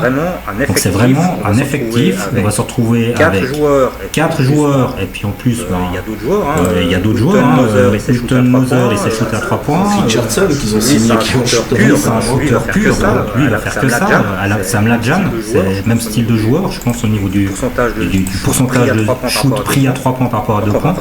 Donc on va vraiment se retrouver avec un intérieur qui va défendre et puis qui sera là sur tous les stops, sur toutes les aides. Et puis il y aura Sloka après qui sera là, qui lui aussi shoot à 3 points. Et puis le reste, ça va être des joueurs qui shootent. Après moi je suis quand même plus nuancé sur ce que Jackson, en fait, il a fait un grand match. Sur cette première mi-temps, Marcus Jackson, il est inexistant. Moi en deuxième. En deuxième, il fait une bonne deuxième mi-temps, mais sur la première mi-temps, Marcus Jackson, il a 2 points. C'est un peu ce qu'il a fait contre Genève aussi. On l'a pas forcément trop vu en première mi-temps, mais en deuxième mi-temps. Mais ça prouve qu'ils ont de la peine à être sur la longueur du match. Barnett, c'est la même chose. Alors, Barnett, c'est par à coup tout le match. Il est agressif. Il est très souvent agressif, mais un Maurice, pour l'instant, c'est quand même en dessous de ce que tu peux demander d'un joueur professionnel en Suisse. Garrett a été moins performant que d'habitude. Il a été beaucoup plus gêné parce que là, il a un compère qui a à peu près le même physique que lui en face, donc il a été plus en difficulté. Mais surtout à Fribourg, sur la première mi-temps, même sur le début du match, à part un Zim qui a 6 points, tu enlèves Couture de l'équation, au niveau de l'apport suisse, on est proche du néant. Hein. On est proche du néant comparé, alors après on va pouvoir parler du troisième carton, comparé à Massagno où les 3 top scoreurs sont suisses sur le troisième carton. Donc, effectivement, leur jeu est tourné sur les joueurs suisses à Massagno. Je pense que c'est peut-être même le seul club actuellement en Suisse où les joueurs suisses sont plus mis en avant. Sur les joueurs suisses. Après, c'est tous des joueurs qui habitent le coin aussi, donc ça aide un petit peu quand tu arrives au bout de ta carrière. Ça nous fait aller sur le troisième carton, où là, on a un gars, mais alors qu'on n'attendait pas du tout, et qui sort du truc, c'est Martino. Parce que Martino, au début du match, on n'aurait pas misé un cupcake sur lui, sur le fait que ça pouvait être un game changer. Martino, sur le troisième carton, en 3 minutes, il marque 10 points. 10 points à 100% de réussite. Donc, un gros 3 points au tout début de la deuxième mi-temps. L'action d'après, il prend une faute à 3 points, donc il marque ses 3 dans ses fronts, et 2-3 fois ils sont en difficulté, il trouve une percussion, il va marquer. Et là, c'est vraiment les moments où Fribourg n'est pas si mal, ils sont solides. Et puis on a vraiment ce gars qui sort de nulle part et qui maintient de nouveau, un peu comme on a dit avant, hein, ils se maintiennent en vie par des actions des fois un peu casse-croûte. Mais ils arrivent à planter au bon moment et à rester dans le match. Et puis après, Martino, il va prendre Molteni un peu dans son élan, c'est-à-dire que Molteni va se réveiller, va commencer à mettre quelques shoots, à être meilleur. Mladjan va continuer un petit peu son travail de scoring. Alors oui, ça coïncide avec aussi, comme tu as dit, le réveil de Jackson, qui doit prendre plus d'initiative, qui fait un peu la deuxième mi-temps qu'il a fait contre Genève, le Super Cup, c'est-à-dire qu'il prend un peu l'équipe sous son aile. C'est vrai que sur cette mi-temps, il marque 18 points, je crois, parce qu'il finit le match à 20 points alors qu'il était qu'à 2 points à la mi-temps. Mais voilà, ça reste quand même. Fribourg était quand même mené de 7 points. À ce moment-là, on se dit, franchement, on voyait mal Massagno sur la longueur du match pouvoir survivre à Fribourg. Quoi. Surtout, moi, ce que je me disais, c'est que Massagno, qui a une rotation à 7, Fribourg, on sait à quel point ils peuvent être usants à un moment. Je me suis dit, sur la longueur, ça passera. Ouais. Parce que Massagno a très peu de marge de manœuvre au bout du compte, parce qu'ils ont un jeu vraiment, ils ne pouvaient pas vraiment s'adapter ou changer de jeu. Vous savez, l'écart maximum je me souviens pas, l'écart maximum entre les deux équipes sur le match. Maximum, je crois que Fribourg doit être à un moment donné à 10 points. Moi je dirais 8 ou 9. Ils sont à 9 points au 4e carton, il y a 71 mi-temps. Ouais. Mais voilà, sur le 3e carton, ce que j'ai dit, c'est que dans les top scoreurs, on a quand même un Martino, on a Molteni, on a Dusan Mladjan. Et puis à côté, les étrangers de Massagno ne sont pas deg. Chouvou, il fait ce travail de sap à l'intérieur. Richardson, il a été plus discret, mais il a quand même été une rotation intéressante. Et Nottage, c'est ce que je disais, c'est que pour l'instant, avant le 4e carton, Nottage, on ne le voit pas des masses. Alors, il fait son truc, il a 9 assists, il a 9 rebonds, etc. Au niveau du scoring, je crois qu'il a 6-8 points à la fin du 3e carton. C'est pas quelqu'un, avant ce 4e carton, qui avait pesé sur le match. Non, mais je trouve qu'il apporte une certaine sérénité et il a un peu ce profil qui manque, je trouve, à Massagno. Parce qu'ils ont beaucoup de shooters, des joueurs qui passent bien le ballon, qui ont un QI basket. Mais lui, je trouve qu'il a vraiment ce truc d'arrière polyvalent, qui est capable d'un peu tout faire, de dribbler, d'un peu shooter, de créer surtout. Parce que ce qui leur manque un petit peu, c'est comme de la création, et lui a cette capacité. Et justement, à la fin, c'est lui qui... moi, il y a une grosse erreur que fait sur ce match d'ailleurs Martino, quand il perd ce ballon à 1 minute de la fin. Puis justement, je me dis, est-ce que c'est pas justement un Nottage à ce moment-là d'avoir le ballon? J'ai l'impression que c'est un petit peu, c'est un meneur un peu à contre. On a l'impression que c'est un peu contre volonté. Moi, il me fait un petit peu penser à Ricky Gibson. Je sais plus, Ricky Gibson, un petit peu mon meilleur shooter, mais il me fait un peu penser à Gibson en fait. Alors on peut aller sur ce 4e carton. Moi, il y a quelque chose qui m'a choqué. Alors on a dit ce problème de rebond à Fribourg. Mais sur le 4e carton, fin du 3e, début du 4e carton, même la totalité du 4e carton, chaque action de Massagno, ils ont une deuxième, voire une troisième chance. Il n'y avait pas de rebond du côté de Fribourg. Et puis c'est clair que quand tu as des shooters comme Nadjan, Molteni, Netic sur ce 4e carton, si tu leur laisses la possibilité de shooter 2 ou 3 fois, au bout d'un moment tu le fais punir. Et c'est ce qui arrive. Et c'était vraiment hallucinant. On a l'impression que sur le 4e carton, Massagno, ils ont passé au moins 7 minutes en attaque. Comparé à Fribourg qui a dû en passer peut-être 3, ben ça faisait peine à voir. À chaque fois, il y avait des rebonds offensifs du côté de Massagno. Là, on voit un Netic qui sort la tête de l'eau au niveau offensif, donc ça veut dire qu'il prend un peu l'équipe sous son aile, il met 2 gros shoots, justement sur un rebond offensif. Et puis on arrive à 1 minute 30 de la fin sur un 78-80. Là, on se dit... 131-80, excuse-moi, ouais. À 1 minute 30 de la fin, donc on dit match plié. Et puis là, gestion de match de fin de match de Massagno, mais complètement catastrophique. Bon, c'est là que tu vois peut-être les manques athlétiques, un petit peu. Tu vois qu'il n'y a peut-être pas un vrai bonheur de jeu aussi. Parce que justement, un gars qui est capable de gérer un peu ça, parce que on a l'impression qu'au moment où ils devaient gagner le match, ils ont commencé à jouer chacun pour leur tronche. Et puis Fribourg en a profité, je crois qu'ils ont fait 2 interceptions, 2 contre-attaques, 2 dunks, comme tu as dit, une dernière action où ils vont s'enfermer sur cette ligne médiane là où il se fait doubler puis que ça donne la dernière possession à Fribourg. Mais vraiment gros questionnement sur comment Massagno a géré cette minute 30. Quand tu gagnes de 9 points à 1 minute 30 de la fin, tu n'as pas le droit de te faire rattraper comme ça, quoi. Donc, dernière action, buzzer de clôture, on discutera après. Mais voilà, ça empêche que les deux équipes vont en prolongation. Puis là, on se dit, généralement, quand tu arrives dans une situation comme ça, où tu as une équipe qui renaît ses cendres tel un phénix, généralement, c'est cette équipe-là qui gagne. Et surtout, c'est Fribourg. Et Fribourg, c'est intense, et c'est à Fribourg. Donc là, on se dit, bon, Massagno, ils ont laissé passer leur chance. Eh ben non. Tu veux parler de la prolongation? Ouais, parle-nous de la prolongation, dit la Gare. Fribourg, si je ne me trompe pas, ils étaient même à plus 4 pendant la prolongation, non? Ouais, ils commencent avec un 3 points. Non, il y a un 3 points de Molteni pour commencer. Ouais. Qui est tout de suite répondu par Couture à 3 points. Voilà. Effectivement.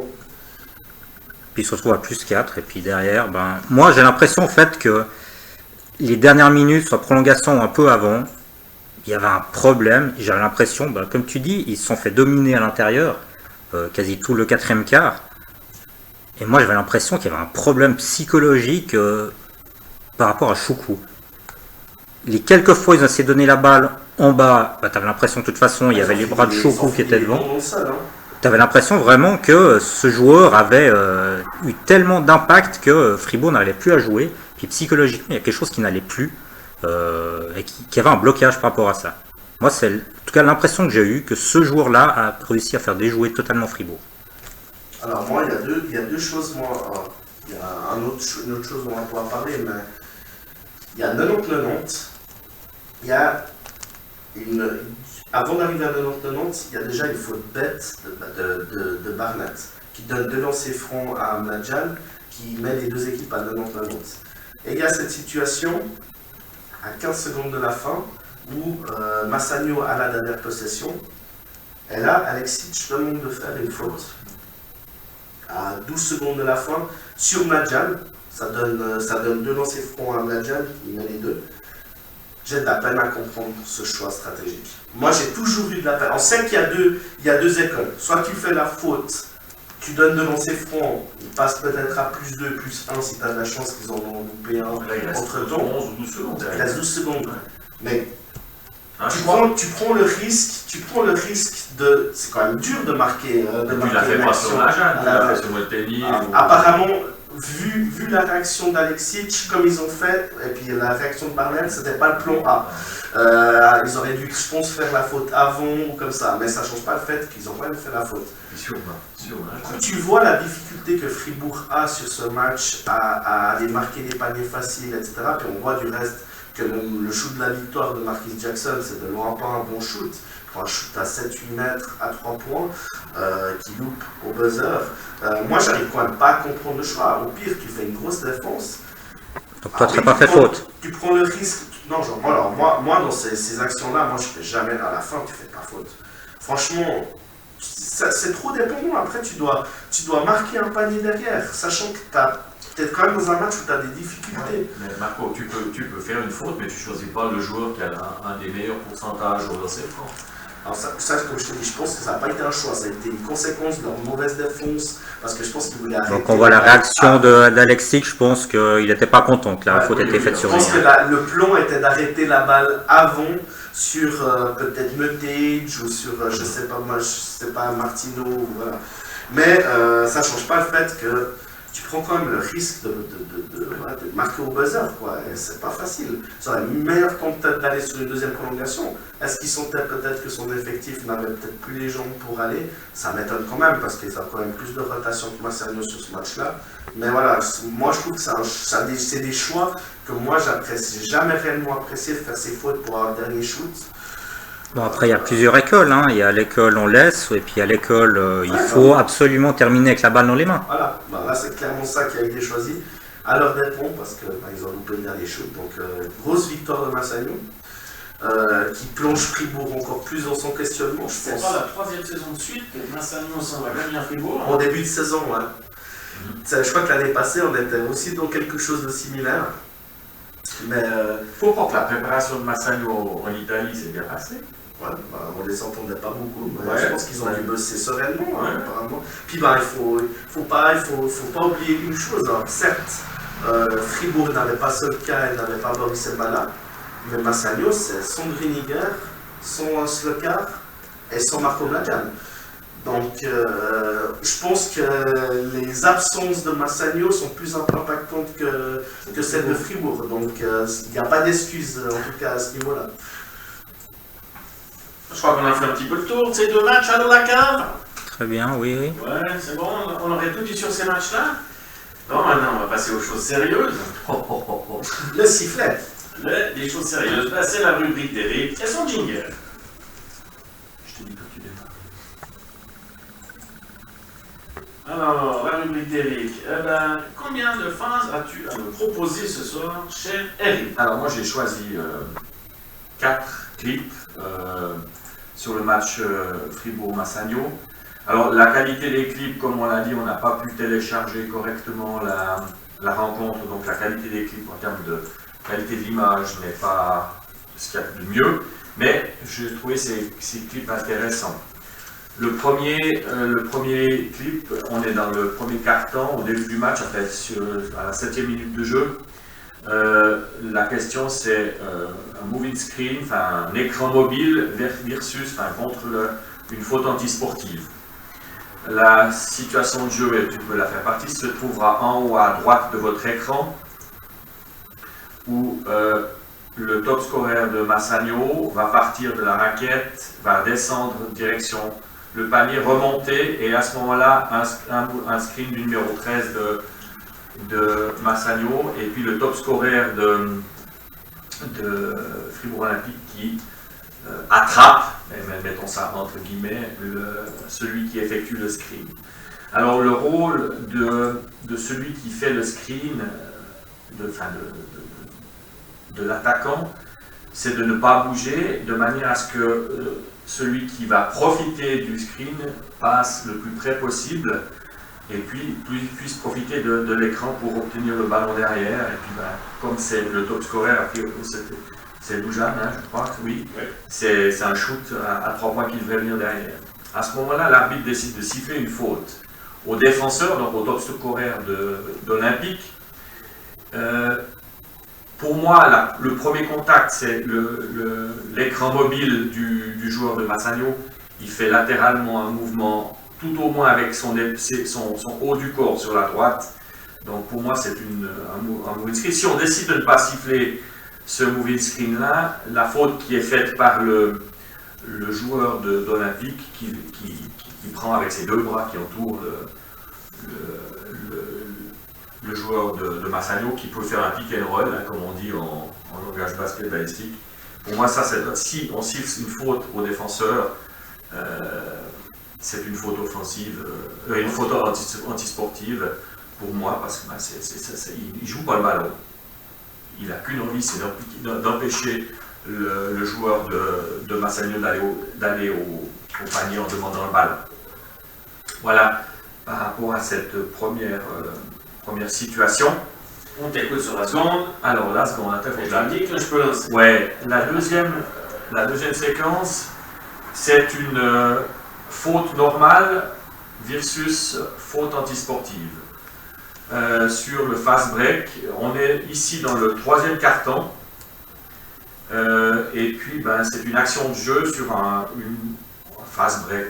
Ouais, une transition rapide, dirons-nous, de Fribourg Olympique. On est au milieu du troisième quart-temps, le score est serré, +2 pour Olympique. Et pour moi, à ce moment-là, il est clair que si on fait un arrêt sur image au moment du contact entre l'attaquant et le défenseur... Ah, je peux lancer la vidéo alors. Ouais, ah pardon, excuse-moi. Excuse-moi, donc c'est le numéro 5 d'Olympique qui est en contre-attaque. Et puis qui est sur le côté, donc qui dribble avec sa main gauche et qui rentre en contact, enfin, le 5 de Massagno, le défenseur rentre en contact avec l'attaquant, ou alors moi les noms, je m'excuse, ça c'est pas ma tasse de thé. Alors moi je vais parler de numéros, et je parlerai toujours de numéros, sauf peut-être avec des joueurs de, on va dire, ma génération. Hein, c'est une faute de Martino sur Jackson. Jim Boylan. Des Longstadt, Christian Krugstuhl. Hein, ça c'était ma génération quand j'avais votre âge. Il avait des cheveux. Non, c'était déjà fini. C'était déjà fini.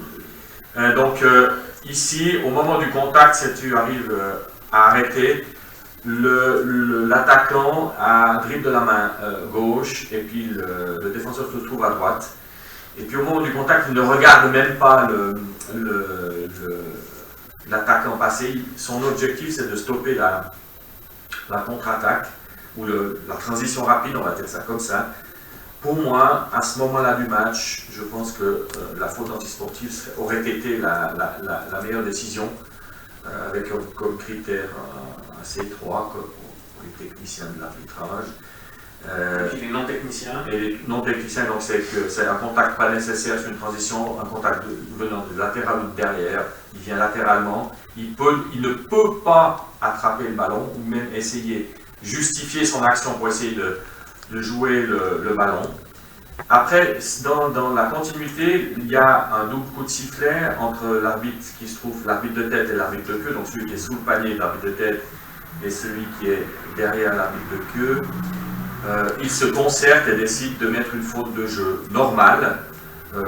C'est un choix, je peux respecter le choix, je peux vivre avec, il n'y a aucun souci. Au moins ils ont communiqué et ça c'est le point positif pour moi. Voilà. J'ai quand même des questions. Vas-y Marco. J'ai oublié mon truc joker. On s'est joué. Bah non, vas-y. Sur la dernière, elle est clairement, pas dire qu'on peut respecter le fait, elle est clairement antisportive, je veux dire.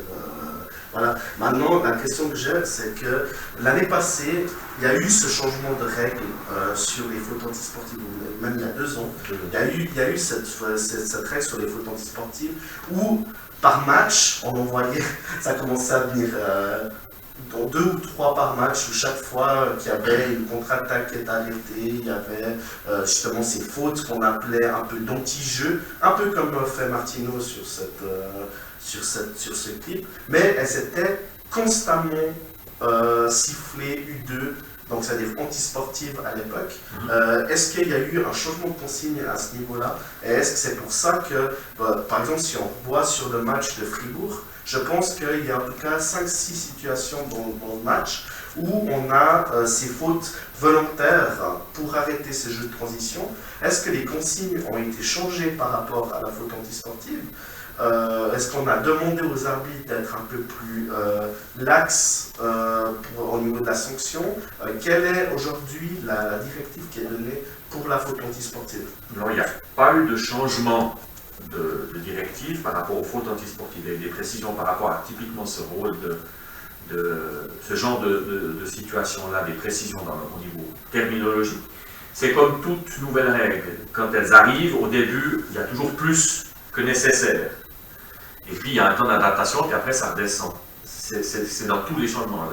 Les marchés, quand on a les 3 secondes, les 24 secondes, il y a eu plein de changements de règles. Le basket est le sport où il y a le plus de changements de règles, et où il y a un des sports au monde où il y a le plus de règles. Mais il n'y a pas eu de modification de directive par rapport à ça. Après, il y a des adaptations à trouver. Encore une fois, on est derrière notre écran. C'est relativement facile d'analyser ces situations-là. On peut faire image par image, on peut regarder. Pour moi, là, quand je disais que je peux respecter la décision, je peux vivre avec. Je pense qu'ils ont été cohérents sur l'ensemble de la partie dans ce genre de situation. Ils n'en ont pas sifflé une. Hein. Ils ont été cohérents, c'est de la cohérence, par rapport au fait qu'ils ont choisi une ligne et ils l'ont maintenue pendant les 45 minutes. Donc ça, pour moi, c'est un point positif. Par contre, c'est vrai que si on regarde ce qu'on leur demande, à ce moment-là, typiquement ce genre de faute-là, pour moi, c'est une faute antisportive. Voilà. D'accord. Bon.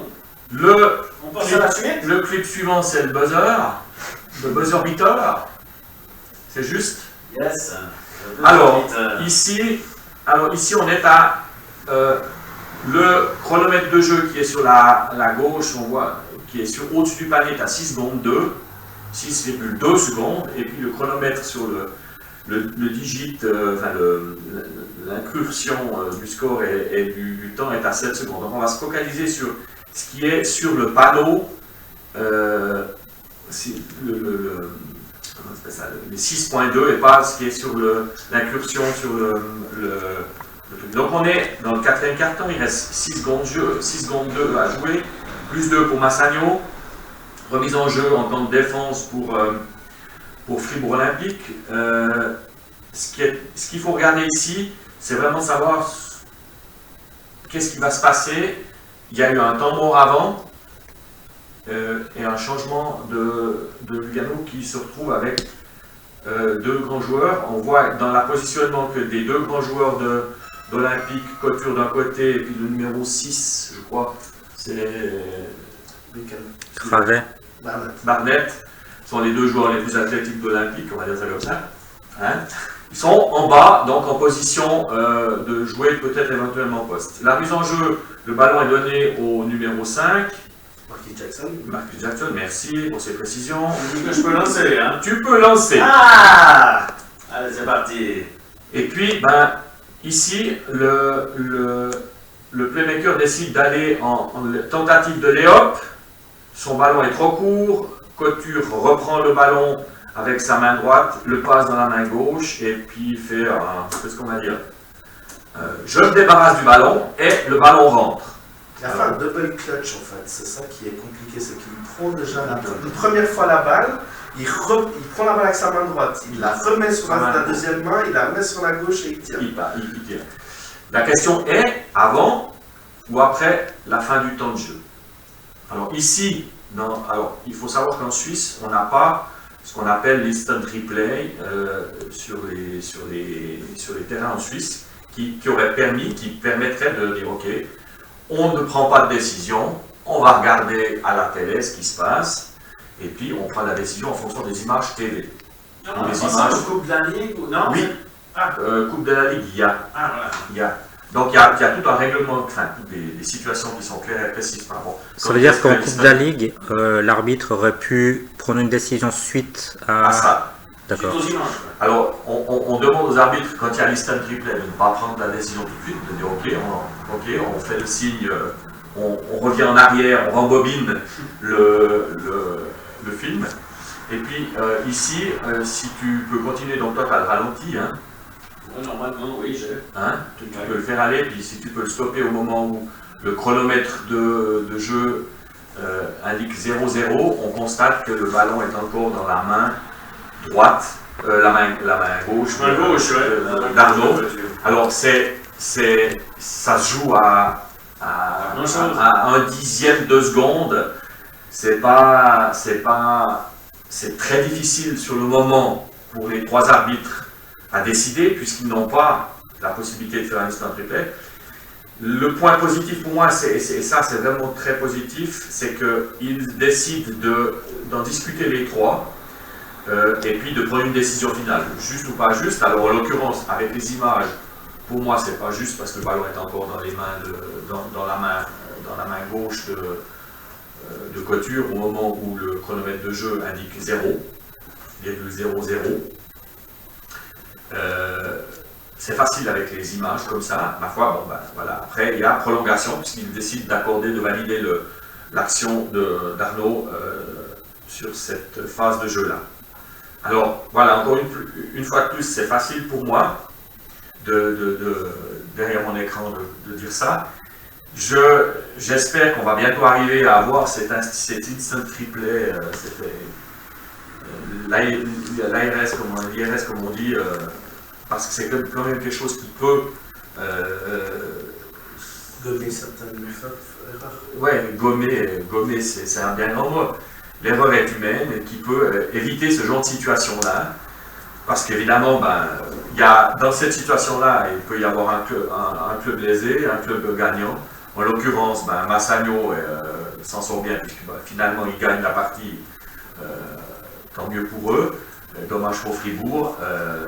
Le geste d'Arnaud, il est super, parce que le ballon, je crois qu'en rentrée, il ne touche même pas le cercle. C'est vraiment un flotch, comme on dit. Et voilà. Après, l'instant replay aurait permis de prendre une décision avant, une décision correcte dès le début. Voilà. Par rapport à cette troisième vidéo. Le quatrième. Vous allez pas vous en sortir comme ça, M. Bertrand, j'ai des questions. T'as vu comme il a jamais enchaîné aussi vite sur la quatrième.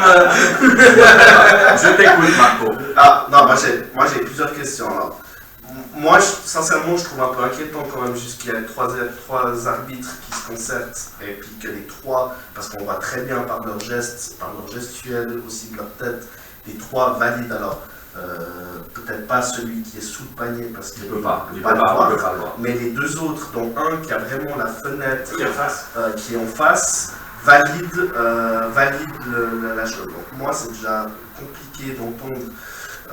Ça. Moi, la question que je voulais justement, on est passé justement sur un arbitrage à 3 il n'y a pas si longtemps que ça. À l'époque, vous étiez 2. Là, justement, est-ce qu'un arbitrage à 3 justement n'est pas censé justement gommer ce flou de zone que pouvaient avoir à l'époque les arbitres qui arbitraient à 2, justement pour voir ce genre-là de situation. Donc, dans ce cas-là, qui sait justement qui pourrait avoir la meilleure vision pour prendre cette décision en fait? Alors, l'arbitrage à 3 a été implémenté surtout pour mettre un arbitre du côté faible du jeu, puisqu'il y avait la zone 3-4 qui n'était pas très bien couverte et qui posait certains problèmes dans un basket moderne. Alors, effectivement, gommer, ça veut dire quoi gommer pour toi? Gommer, ça veut dire que c'est ce que moi je disais avant. Moi je trouve quand même que tu as une équipe quand même qui se bat tout le match. Et puis si tu te fais quand même avoir sur une erreur, parce que c'est quand même une erreur, on peut dire grave, c'est quand même, tu donnes quand même presque, tu donnes la possibilité à tu enlèves presque la victoire à une équipe en faisant ça, en prenant une décision comme ça, qui la méritait. Ça peut être, c'est quand même une décision, le poids d'une décision qui est énorme. C'est le job des arbitres de prendre des décisions durant les 40 minutes ou plus si on tente. Après, il est clair que dans une situation de fin de jeu, de fin de match, match serré, dernière action du jeu, les arbitres sont concentrés par rapport à ça. Alors il est clair que dans cette situation-là, par rapport à ta question de qui doit prendre la décision, l'arbitre qui est sous le panier, lui, c'est pas son job. Ça, c'est sûr. Il peut pas. Il peut donner son avis, oui, puisqu'ils se sont concertés les trois au milieu du terrain pour prendre une décision, mais c'est aux deux autres, à l'arbitre de centre et à l'arbitre de queue, de prendre une décision. Donc, c'est eux qui ont la responsabilité. La responsabilité finale, elle appartient au premier arbitre. C'est lui qui va décider, oui ou non. Il a consulté ces deux acolytes. Ces deux acolytes ont décidé, ont probablement dit valider oui et oui. S'il y a un doute, il peut encore aller demander au commissaire. Il peut donner son avis. Donner son avis. Et c'est que ça. Mais c'est vraiment en dernier recours, si vraiment il y a un doute. Mais la décision finale, elle appartient au premier arbitre. Et c'est lui qui va dire, ok, j'ai entendu mon collègue 1 et mon collègue 2, il y en a un qui dit oui, l'autre qui dit non. Moi je dis oui, mon feeling c'est oui. Ok, je vais à la table, le commissaire, qu'est-ce que vous en pensez? Je dis non. Ah ben ouais, alors 2 et 2. Qu'est-ce que je fais? Je vais prendre une décision. Mais sans, encore une fois, sans les BRS. C'est une décision, entre guillemets, c'est ce que j'ai vu, je l'ai interprété de cette manière-là, je dis ok, panier. C'est tout. En l'occurrence, c'est facile à dire avec un replay, une image par image, c'est facile. Mais quand tu es sur le terrain, faites-moi confiance, tu te trompes. Tu peux te tromper. Alors c'est une décision, ok, il y a eu 2 ou 3 arbitres, ça n'aurait pas changé grand-chose pour moi. Moi j'ai une autre question. Oui. Est-ce que je répondais à ta première question? Merci, c'était très clair. Merci. Maintenant, la deuxième question que j'ai, c'est qu'on sait que les équipes ont une possibilité de faire un protest.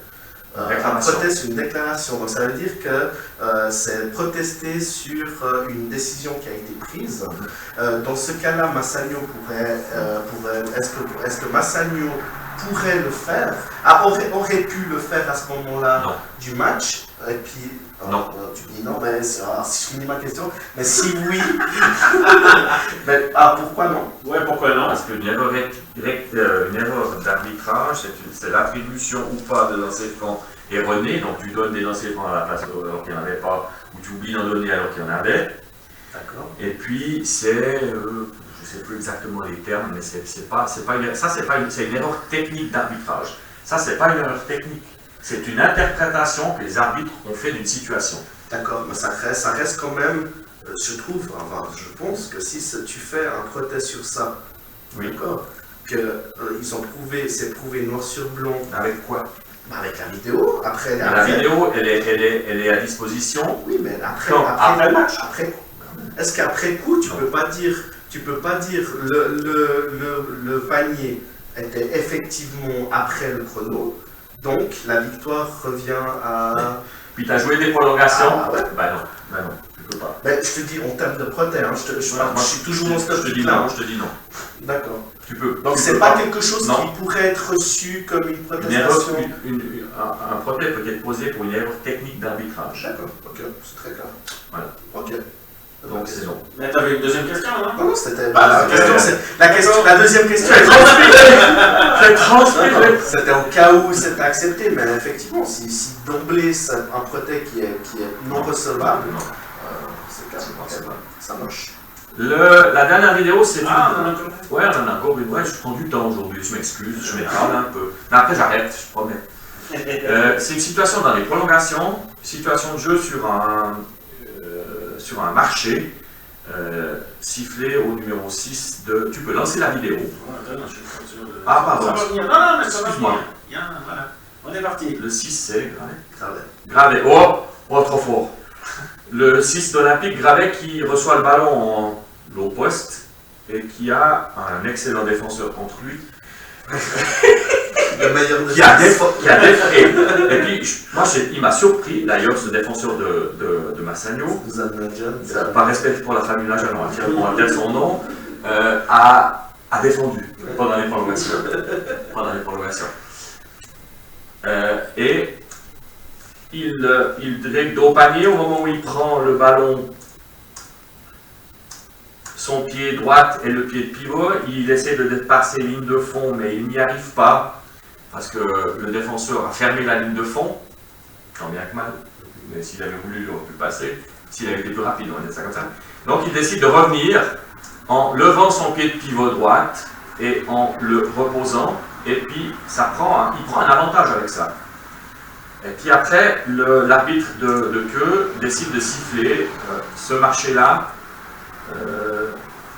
qui est important pour moi. À ce moment-là du match, c'est des marchés qui sont important à prendre. Je trouve que c'est un bon choix de l'arbitre. Après, on peut toujours, en termes de dire, mais il y a un arbitre qui est tout près, et puis qu'il ne le siffle pas. Alors, l'arbitre qui est tout près, l'arbitre de tête, lui, évidemment, il est trop près.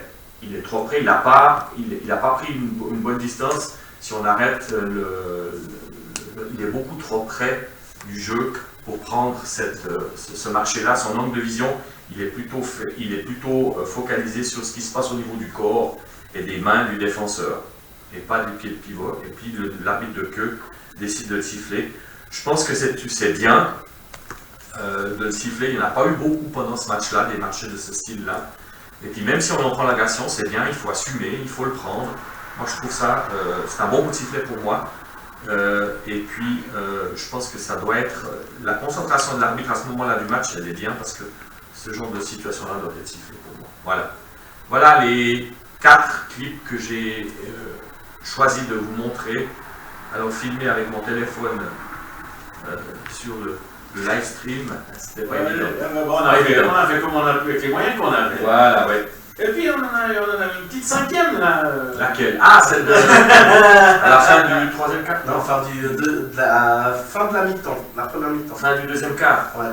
Sur la situation où le ballon retombe sur le coach de Fribourg. Sur le nez d'Alexis. Alors, il y a un contre, c'est juste, hein, où le ballon chassé du panier après qu'il ait touché l'anneau, le ballon va en direction d'Alexic, qui est hors du terrain. Et j'ai bien regardé, oui, il a les pieds en dehors du terrain. Alors, il a le droit d'être où il est, il a le droit de ne pas bouger. Si le ballon sort, il est sorti, il appartient à l'équipe. Enfin, ça sera, en l'occurrence, le ballon a été pour Fribourg. Non, mais d'accord, mais là, en fait, l'entraîneur où il est. Ouais. Il a le droit. Oui, d'accord, le ballon il pour aller le catcher, ce le ballon, il est encore vivant. L'entraîneur, il est dans sa zone légale. Il empêche quand même le joueur d'aller intercepter cette balle. Il empêche le joueur par sa position. Mais il ne fait pas exprès d'être là. Non, je suis d'accord. Il ne bouge pas. Il voit quand même la balle arriver sur lui. Oui. Il n'a pas fait d'effort de faire un chasser sur la droite. Il est malin, il connaît son job. Il connaît son job. Non, mais il est clair. Mais est-ce que là, si Nadjan, par exemple, il fonce dedans, pour récupérer cette balle, il se passe quoi? Eh ben, il lui met une mine. Eh ben, il lui met une mine. Monsieur Alexic va sortir avec l'arcade. Non, mais non. Alors, moi j'ai une autre question. Il essaye de, par exemple, de prendre la balle et il essaye de la remettre en jeu, mais le fait d'avoir percuté Alexic l'empêche d'avoir. Ouais. Qu'est-ce qui se passe? Rien du tout. Il n'y a pas de faute technique, il n'y a pas de. Monsieur Alexic est dans son box. Il est dans une zone où il a le droit d'y être. Donc son box, c'est les 2 lignes blanches. C'est la longueur. C'est la longueur jusqu'à la fin de la ligne de fond et jusqu'à la ligne des 5 mètres. Il y a ces 2 lignes blanches. Voilà, ces 2 lignes blanches, exactement. Il est dans son box, il n'est pas dans le terrain comme d'habitude il l'est, mais en l'occurrence il ne l'est pas. Et j'ai bien regardé. S'il avait été dans le terrain, une faute technique aurait dû lui être sifflée. Dans cette situation-là, il est dehors, il est dans un endroit où il a le droit d'être, parce que tu ne vas pas me faire croire qu'à bon cours, dans la zone du banc, qui n'est pas réglementaire, il n'y a jamais cette situation-là. Mais moi, ça m'étonne quand même. C'est tactique. Oui, c'est tactique. Il est dans son droit. Non, il est dans son droit, je ne suis pas d'accord. Il est dans son droit, il a fait son job. Entre guillemets, il a dit ok, je ne bouge pas, je n'ai pas peur du ballon, respectivement, je n'ai pas peur du défenseur, donc je ne bouge pas. Mais il n'a pas mis les mains à l'intérieur. Il n'a clairement pas bougé. Il n'a clairement pas bougé, il avait les mains le long du corps, sauf erreur. Il a reçu le ballon sur le torse. Pour moi, rien à dire. Il avait déjà eu une situation comme ça, il me semble, Alexis, il y a 12 ans, où il est sorti blessé, il me semble. Parce qu'un joueur est venu pour sauver un ballon, je sais pas quoi, puis il lui a sauté dessus. Peut-être. Il me semble qu'il y a 2 ans, il y a déjà eu quelque chose. Par contre, s'il avait été dans le terrain, s'il avait touché la ligne, ou la ligne avec un de ses pieds ou ses 2 pieds, à ce moment-là, il est dans une position illégale, le ballon le touche, c'est une faute technique. D'accord, merci. Voilà, j'ai fini. Merci. On t'a bien occupé, inspecteur Derrick, aujourd'hui. Bon, messieurs, qu'est-ce qu'il nous reste? Il nous reste à présenter le programme de la semaine prochaine, enfin la prochaine journée de championnat. Ce qu'il en reste. On va arrêter de faire des pronostics. Ouais, bah ça sert à rien. La première, c'est les matchs reportés. Allez. Non, alors il y avait 4 matchs au programme, il n'y en aura que 3. Ouais. Le 17 du 10, il y a 3 matchs, c'est des Lions de Genève contre les Lugano Tigers, le BBC Nyon face à ABC Boncourt et l'Union des Châtelles contre Fribourg Olympique. Et puis Star Wings Basket BBC Monté-Chablais a été reporté. Donc j'espère que BBC Monté va pouvoir commencer sa saison avant la fin de l'année. Et puis Lugano aussi, puisqu'il joue à Genève. Lugano, on verra. Donc tout ça, c'est à voir. Genève aussi. Genève, c'est une zone en Suisse qui est très. Donc du coup, c'est à cause de ça qu'ils risquent de. Les femmes du côté de Genève, elles sont en train de repousser leur match. Et puis sur le plan cantonal, je pense qu'ils ont aussi quelques soucis avec le club de Collonges. Et puis Mérin, les filles, ou Nancy, les filles, je ne sais plus. Donc, on verra passer Mario, ici non plus. Mais voilà, Genève-Lugano, match piège pour Genève, surtout que eux, ils n'ont pas rejoué depuis la Super Coupe, donc ils ont toujours un peu ce point d'interrogation sur leur niveau de jeu. Lugano, eux, mais le contraire de Lugano, c'est que je pense que quand tu te déplaces à Genève, tu te déplaces sans pression. Parce que d'un côté, tu te dis, c'est un peu comme Boncourt samedi passé, tu te dis si on le prend, c'est un match bonus. Parce que jouer à Genève en début de championnat, tu peux aussi accepter en étant Lugano de parvenir avec la victoire. Donc je pense que là c'est plutôt un match pièce pour Genève. Lugano a tout à y gagner. Genève a tout à se méfier de Lugano, parce que Lugano, on les a vus un peu en match amicaux, ça a été quand même assez performant sur l'intersaison. Genève nous a pas donné toutes les garanties sur le match de Supercoupe, donc peut-être une surprise qui peut se profiler. Après, le match est à Genève, donc avantage Genève pour moi. On parlait des deux intérieurs de métier à Boncourt. Lugano a aussi ses deux intérieurs de métier avec Jules O et Nikolic. Il est toujours blessé, Jules O? Alors ça, je sais pas du tout. Il est un peu souvent blessé ces temps, mais depuis quelques années. Mais voilà, c'est vrai que Genève a un souci en général à l'intérieur, comme on a vu, du moment où ça tape un petit peu. Là, ils ne sont pas gâtés face à Julo et Nikolic. Nikolic peut faire un sacré chantier contre Genève. Surtout ces deux joueurs qui vont taper dedans et puis qui sont agressifs. Donc, faut qu'il y ait un ou deux joueurs sur Genève qui se décident d'aller au charbon, quoi. C'est un match ouvert, Après, Genève a un meilleur effectif malgré tout. Et je pense qu'il y aura quand même, au vu de la défaite qu'ils ont eue contre Fribourg, j'imagine une réaction. Après, il y a quand même 2 semaines sans compète, 3 semaines sans compète. Je pense qu'ils ont quand même réussi à mettre un ou deux matchs amicaux. On se crède par-ci par-là. Tu es un petit peu obligé, mais pour garder le rythme. Après, on retombe Lugano, c'est un peu pareil dans le fond. Mais voilà, j'imagine que Genève a quand même un effectif théoriquement. Il faudra qu'il présente autre chose. Il faudra qu'il présente autre chose, effectivement. Et puis sur le deuxième match, BBC Union, BC Boncourt, là, clairement Boncourt. Ça fait partie des matchs où Boncourt n'a pas le droit de perdre. Parce qu'il y aura quand même une petite lutte pour celui qui ne sera pas en play-off, parce qu'il n'y en a qu'un qui sera bien à l'écart des play-offs. Mais ça va être quand même une bataille entre Nyon, Boncourt, Birstal. C'est Star Wings. Star Wings, et puis peut-être Montet, on ne sait pas où Montet se situe. Mais voilà, ça sera une bataille quand même à 4 pour le dernier spot. Donc ça, c'est typiquement un match que Boncourt se doit de gagner. On sait que Nyon va jouer son premier match à domicile, donc eux, ils vont être tout feu, toute flamme. On sait qu'ils vont rentrer avec beaucoup d'énergie, et puis je pense qu'ils vont essayer de tenir le plus longtemps possible. C'est un match piège pour Boncourt.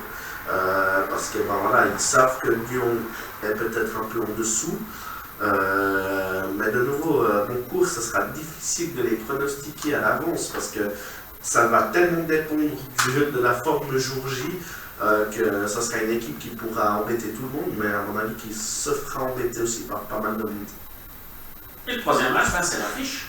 La grosse affiche du week-end, Union-Neuchâtel, Fribourg Olympique. Difficile de sortir vainqueur ou plutôt Neuchâtel qui passait devant?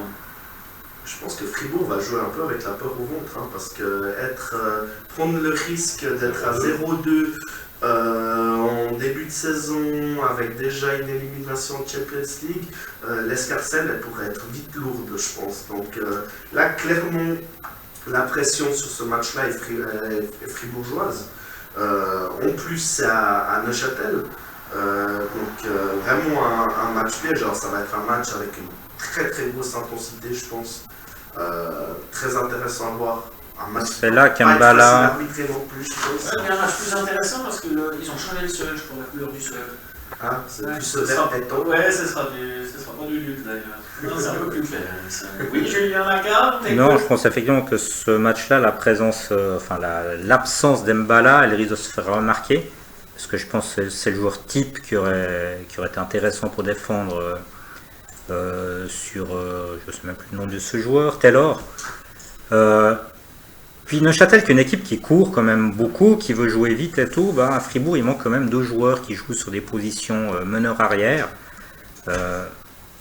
Donc ça peut être un peu compliqué pour Fribourg. Mais après, je vois mal Fribourg commencer par 2 défaites. Ouais, on voit mal, mais en même temps, avec le jeu qui est proposé pour l'instant, puis en même temps, Neuchâtel a un jeu aussi qui peut déranger tout le monde, dont Fribourg. Et si Fribourg part du principe qu'ils doivent être au taquet dès le départ, c'est là où ils sont bons. Est-ce que peut-être contre Massagno, ils ne s'attendaient peut-être pas forcément à une équipe de Massagno qui allait venir avec des ambitions énormes, sachant qu'ils avaient sûrement entendu en plus qu'il y avait 3 absents de marque qui étaient de leur côté. Ils vont peut-être appréhender ce match contre Neuchâtel peut-être de façon différente. Je pense que clairement Neuchâtel, tu t'attends à avoir un match comme si tu jouais un match de Coupe d'Europe quand même. Donc ils vont peut-être venir avec un autre état d'esprit.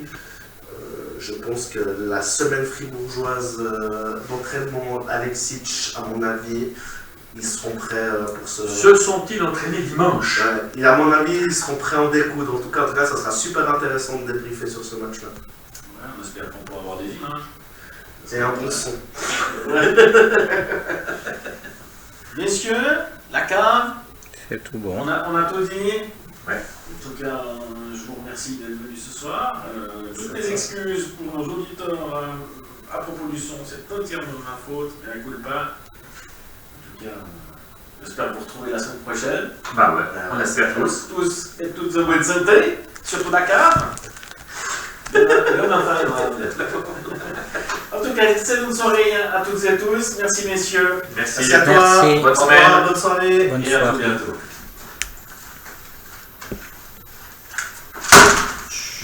Qu'est-ce qui s'est passé? C'est quoi ton problème avec le son en fait? Ça a été plus audible là, sur la fin ou pas? Hein? Qu'est-ce qui s'est passé? Explique.